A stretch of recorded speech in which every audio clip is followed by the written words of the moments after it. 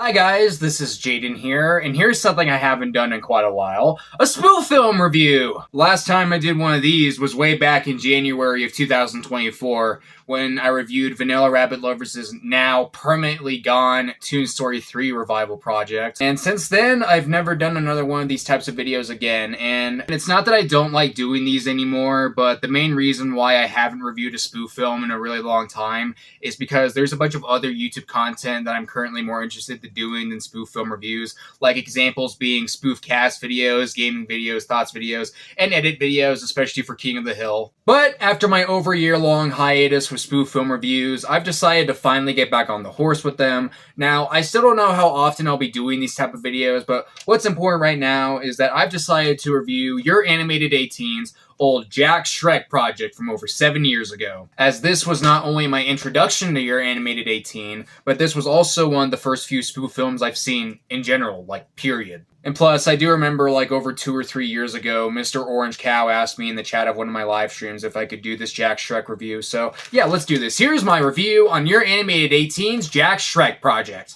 And don't worry, guys, you won't have to hear me bitch about My Little Pony this time. But anyways, yeah, let's start with casting choices as usual. I have, like, most of them written out in, like, 3 different pieces of paper, so yeah, let's get started. Starting off with the casting choice for Shrek, of course, there's Jack from The Nightmare Before Christmas as Shrek. What's my opinion on that casting choice? Alright, now first of all, for those who don't know my opinion on The Nightmare Before Christmas, okay, I didn't grow up with it that much, but I do remember watching it off of a YouTube playlist back in December of 2020, and yeah, I agree, it's a really good film, and Jack might be my favorite character from that movie, and seeing him play Shrek like this, I think it's a very good casting choice. I can see what uranimated18 was thinking with this. However, there's a chance I might still prefer him as the Magic Mirror, but I still think he works really well as Shrek too. Next up, there's Kuzco from The Emperor's New Groove as Donkey. Now, I've seen clips of The Emperor's New Groove off of YouTube, and it does look like a pretty cool and funny movie. And yeah, Kuzco does seem to fit Donkey pretty well. I can also see what uranimated18 was thinking with this casting choice. And also, the casting choices for Human Fiona and Lord Farquaad are both from this one animated movie that I originally thought was a Disney movie called The Swan Princess. Now, I haven't seen The Swan Princess, but both of those casting choices do seem pretty fitting. And yeah, I guess it's also understandable where uranimated18 was coming from with those.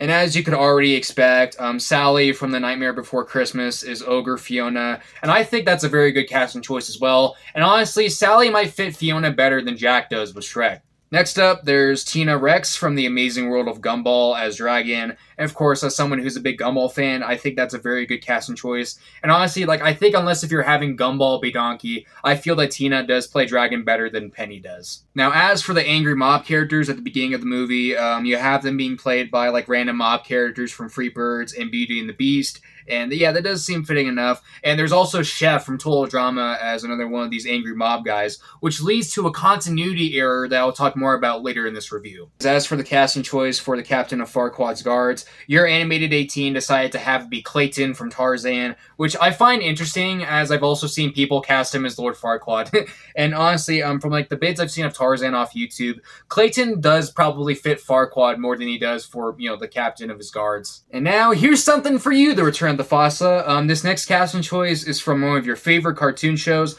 Wild Kratts, and that is Danita, one of the Wild Kratts villains, as Donkey's old owner. And of course, as someone who became a Wild Kratts fan like 6 years after this project came out, I do think that's a really good casting choice, and I don't see any Wild Kratts character who fits Donkey's owner better than Danita does. And of course, I do like how uranimated18 was like using a bunch of footage from that Fly of the Draco episode of Wild Kratts that I did a thoughts video on one time. Alright, now these next 2 casting choices are from what I consider a Cartoon Network classic, and that's Chowder as Pinocchio and Mungdole as Geppetto. And as a guy who views Chowder as an A-tier Cartoon Network show, I do think that's a really enjoyable and funny casting choice, though I would say at least voice-wise, Mungdole fits Merlin better than he does with Geppetto, but still, I think he works very well as Geppetto, especially with, you know, Chowder being Pinocchio.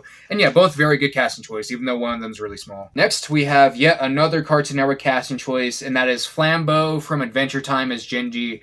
And yeah, I do think that's a pretty good casting choice, but I also think it's better and more fitting how I had BMO be Genji on my old Vegeta Shrek series. I still like that casting choice, but I also prefer other Cartoon Network casting choices like Tina as Dragon and Chowder as Pinocchio. Alright, now moving on to the next paper. Next up, there's Banzi from The Lion King as the Big Bad Wolf. Really good casting choice. And then there's Huey, Dewey, and Louie from DuckTales as the Three Little Pigs. Another really good casting choice. And as for the casting choice for the Three Blind Mice, there's Chip and Dale from Chip and Dale Rescue Rangers as them, as well as Pip from Enchanted. And yeah, I don't have too much of an opinion on that casting choice, as I'm admittedly not crazy experienced with Chip and Dale or Enchanted. Still, though, I guess it seems pretty fitting. And as for other Disney characters like the Seven Dwarfs and Disney princesses like Snow White and Cinderella, your animated 18 decided to have all those characters be played like as themselves. Like in other words, he decided to have the Disney versions of those characters play the Shrek versions of them. And yeah, I guess that's a good idea. However, I'd still rather not have those characters be played as themselves. But that's just me, and now there's some more small casting choices that I want to cover, such as Sally and Linus from Peanuts being the old woman who lived in a shoe children, and Squidward from SpongeBob being the Pied Piper. And of course, as someone who's a big Charlie Brown fan, I love how your animated 18 threw that little Peanuts cameo on there. And as someone who's used Squidward as Pied Piper multiple times, I also really like that casting choice too. Next up, there's the small but not as small casting choice of Kronk from The Emperor's New Groove being Thelonious. And I think that's another really good casting choice as well, and it also makes sense as, of course, both Kronk and Thelonious are both like big, dumb characters who work for the main villain. And your animated 18 also decided to have this one cat from, if I remember correctly, is from Alice in Wonderland, be the magic mirror. Yeah, I might not have too much of an opinion on that casting choice again, as I haven't seen Alice in Wonderland. However, that casting choice does seem pretty fitting. But now, real quick, we're going to skip all the way to the Jack Shrek climax and talk about the casting choice your animated 18 has as the priest, and that is Dolben from Black Cauldron. Yeah, pretty much the same description as the last casting choice I talked about. Now let's rewind and talk about the casting choice the guy has for Night Shrek. That being Night Watcher from, if I remember correctly, is from the 2007 animated Teenage Mutant Ninja Turtles movie. Yeah, it seems pretty good. Although, I've only seen like one or two of the Ninja Turtles movies, and that 2007 film isn't one of them. And plus, like other Shrek spoof films, I don't like the fact that your animated 18 waited until like the very scene where Shrek gets up in Fiona's bedroom to start showing his casting choice for Night Shrek. I mean, like seriously, why do Shrek spoof films do that? But now, let's talk more about the total drama casting choices. One of them being Lashana as the lady who screams, "Give him the chair!" in the Duloc tournament scene. A really good casting choice that the Return of the Fossa would also use for his Cameron Shrek style spoof cast like 6 years later. And more importantly, there's also Alejandro from Total Drama World Tour as Robin Hood. Yeah, I like that casting choice. It's cool, funny, and fitting and all. However, I still think that both in terms of voice and personality, I prefer Alejandro as Prince Charming, like what I did for my Vegeta 2 project. Still though, I still think him being Robin Hood is really good and understandable. And I also like how your animated 18 had some other Total Drama characters be some of Robin Hood's merry men. That's pretty funny, especially since he has Scott, my favorite contestant from Revenge of the Island, be the guy who says, "Oh, you little!" And he also had Chef be another one of the merry men too. Yeah, I think that's really good as well. However, you guys probably also remember that earlier in this review, I talked about Chef being one of the angry mob guys, and yeah, this is that continuity error. Where in part 1 of Jack Shrek, your animated 18 has Chef be the mob guy who says, "Yeah, it'll grind your bones for its bread." But then like 15 parts later, he also has him be one of the merry men guys who gets his ass kicked by Fiona.